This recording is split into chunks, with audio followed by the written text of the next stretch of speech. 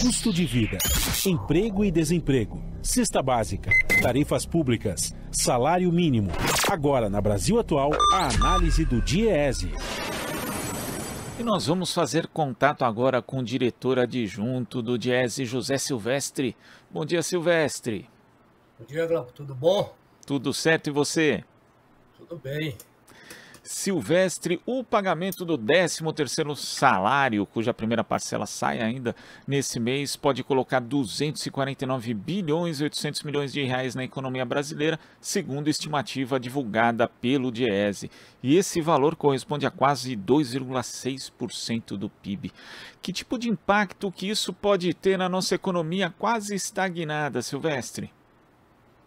Olha, Glauco, tem um impacto extremamente positivo, né? Afinal de contas, nós estamos falando aí de 250 bilhões de reais. Agora, é importante destacar que esse impacto ele não se dá apenas agora nesse período do ano, ou seja, novembro e dezembro.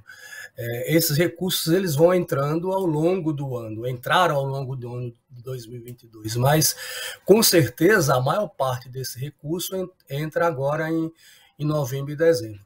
E como todos nós sabemos, ele tem um impacto do ponto de vista da economia de uma maneira geral e, sobretudo, do comércio, né, em razão daquela expectativa gerada pela entrada desses recursos para a aquisição de bens e serviços, enfim, dos tradicionais presentes de final de ano, de Natal, né, e também para outros tipos de pagamentos. Por exemplo, é importante destacar que, como você tem uma taxa de juros no Brasil ainda extremamente elevada, utilizar parte desses recursos do 13º, por exemplo, para pagamento de dívidas, né? Então, isso também tem um impacto, enfim, ele tem impacto nas famílias, tem impacto na economia, é um recurso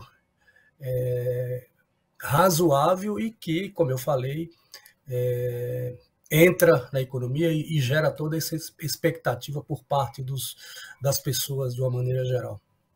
Agora, como você observou, Silvestre, é um impacto que acaba sendo diluído, né? Porque, por exemplo, 20,3% das pessoas que recebem o 13º salário são beneficiários da Previdência Social e metade deles já receberam isso no primeiro semestre desse ano, né? A primeira parcela. Então, esse impacto que antes era muito concentrado, principalmente nos meses de novembro e dezembro, agora tem uma diluição. Então, muda, na verdade, a forma como ele afeta a economia, Silvestre?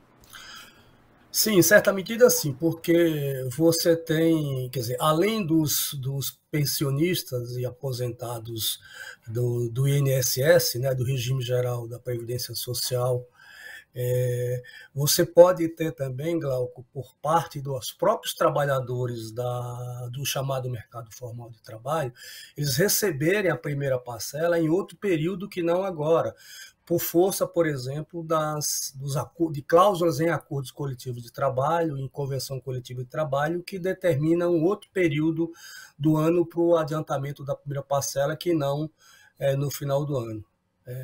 Então, isso tem, de fato, um impacto que ele vai sendo diluído ao longo do ano. Além disso, sabemos que, pela legislação, quando o trabalhador, desde que solicite, no momento de tirar as suas férias, se ele solicitar a antecipação da primeira parcela do 13º, ele pode receber, né?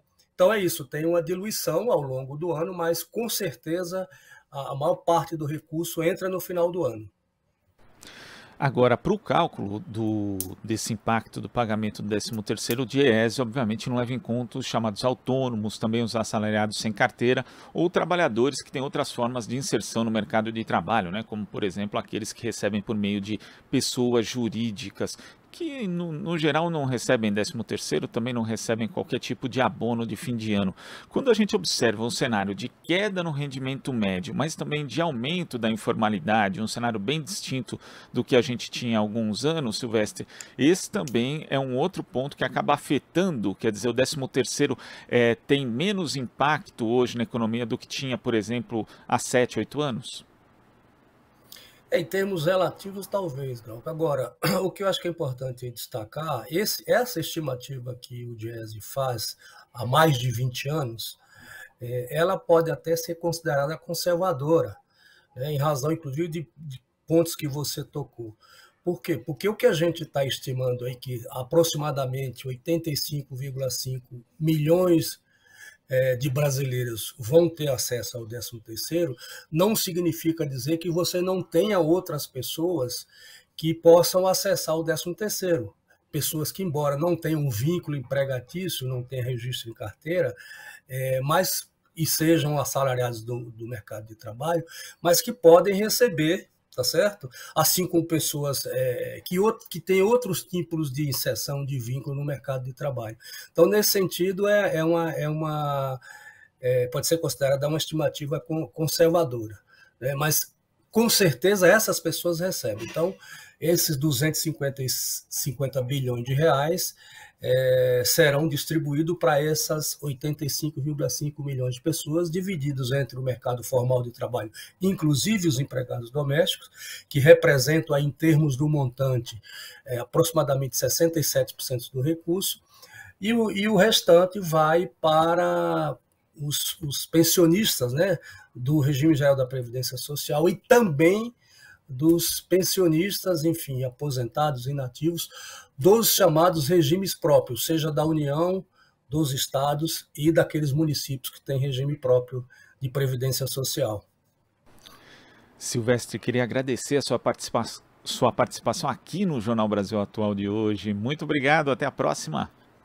Obrigado a você, bom dia. Bom dia.